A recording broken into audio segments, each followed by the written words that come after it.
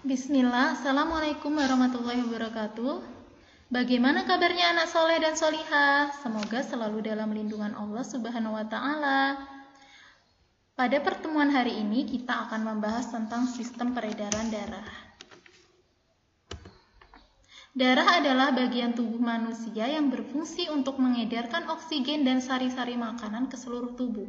Sistem peredaran darah adalah proses mengalirnya darah yang dipompa oleh jantung di dalam tubuh. Sistem peredaran darah tersusun dari jantung, pembuluh darah, dan darah.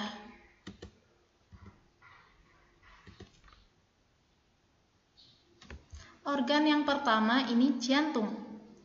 Ada vena, bagian ini vena, aorta, serambi kiri yang berfungsi mengalirkan darah kaya oksigen dari paru-paru ke bilik kiri. Serambi kanan mengalirkan darah kaya karbon dioksida dari seluruh tubuh ke bilik kiri.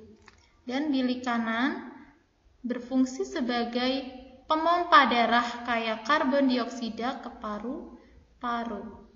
Yang terakhir ini bagian katup jantung.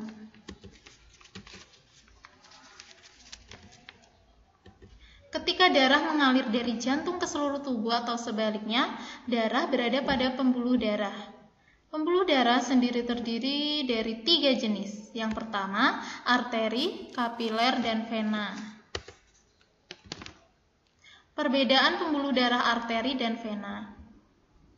Arteri terletak di bagian dalam tubuh, sedangkan vena terletak dekat permukaan tubuh atau tampak kebiru-biruan. Arteri dinding pembuluh tebal, kuat, dan elastis, sedangkan vena dinding pembuluh tipis dan tidak elastis. Arteri aliran darah berasal dari jantung, sedangkan vena aliran darahnya menuju jantung. Denyut terasa seirama dengan denyut jantung, itu arteri. Vena, denyut tidak berasa. Berdasarkan alirannya, darah mengalami 2 macam peredaran. Yang pertama, peredaran darah besar dan peredaran darah kecil. Peredaran darah besar itu peredaran yang mengalir dari jantung ke seluruh tubuh lalu kembali ke jantung. Sedangkan peredaran darah kecil, peredaran darah yang mengalir dari jantung ke paru-paru lalu kembali ke jantung. Ini prosesnya ya. Peredaran darah besar, bilik kiri, aorta, kapiler seluruh tubuh, vena atas dan bawah, selanjutnya serambi kanan. Peredaran darah kecil prosesnya dari bilik kanan ke arteri paru-paru, paru-paru, vena paru-paru, lalu yang terakhir serambi kiri. Yang kedua ini tentang darah. Ada apa aja sih bagian-bagian di dalam darah itu? Yang pertama ini adalah pembuluh darah ya. Ini yang merah ini sel darah merah atau keping darah, trombosit. Sel darah putih itu disebut juga dengan leukosit. Sel darah merah eritrosit. Maaf ya tadi, keping darah itu trombosit. Sel darah merah eritrosit. Sel darah putih leukosit. Fungsinya apa?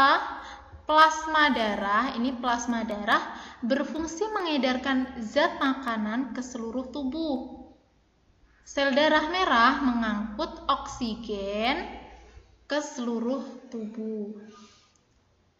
Keping-keping darah, ini kepingan darah itu berfungsi untuk menutup luka. Jika terjadi luka di tangan atau di kaki, itu ditutup oleh keping darah.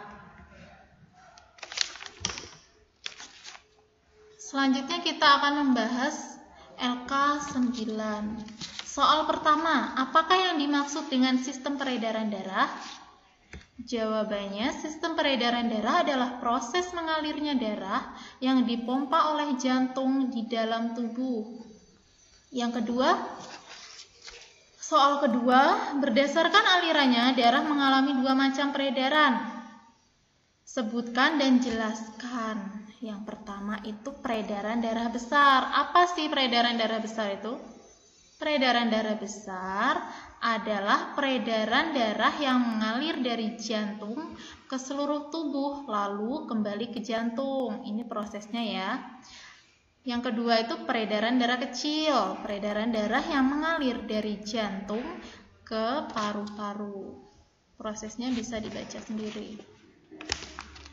Soal nomor 3, tuliskan mengenai perbedaan pembuluh darah dan arteri dan vena. Ini jawabannya. Kalian kerjakan di LK-nya masing-masing. Nomor 4, darah tersusun atas plasma darah dan sel-sel darah. Yang kelima, sel darah yang berfungsi sebagai pengangkut oksigen ke seluruh tubuh adalah sel darah merah. Sebelum mengakhiri pembelajaran hari ini, semoga anak solih dan solihah mendapatkan selalu dilindungi oleh Allah dan terjaga kesehatannya.